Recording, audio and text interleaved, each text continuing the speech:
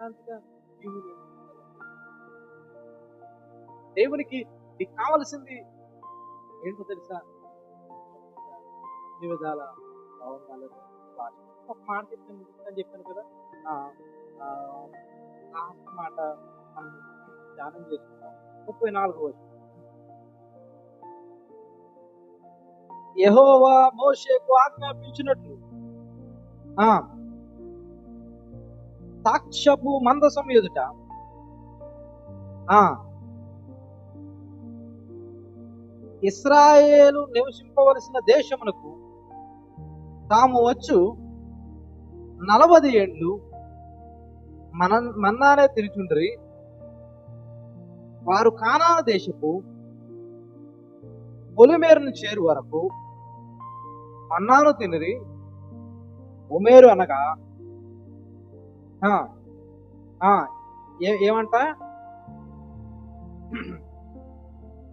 ఓమేరు అనగా ఏ పాల్లో దశవాగు. ఆ మాట పుట్టినోట్లు ఏం రాయబడింది చూస్తే,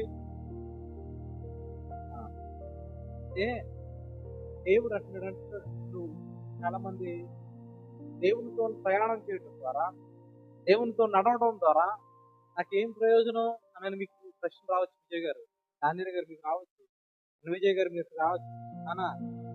శ్యామం, దేవుని ప్రేమిస్తే నాకు ప్రయోజనం ఏంటన్నయ్యా అన్నది అనుకోవచ్చు.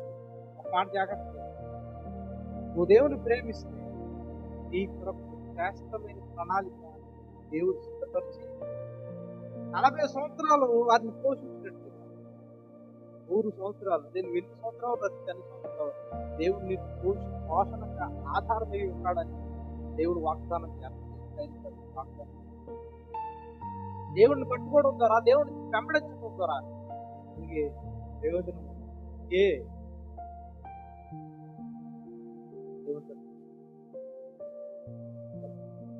సస్యశ్యామలమైన నిరీక్షణను బహుగా అనుభవించాలి. ఈరోజు ఆయన ప్రయాణంలో వారు తినినదని, వారి దేవుని దగ్గర పొందుకున్న దానికి వారికి ఏమీ ప్రతిగా దేవునికి ఏమీ చేయకపోయినా దేవుడు అంటాడు, 40 సంవత్సరాలు పాలు తేనె ప్రవహించే దేశానికి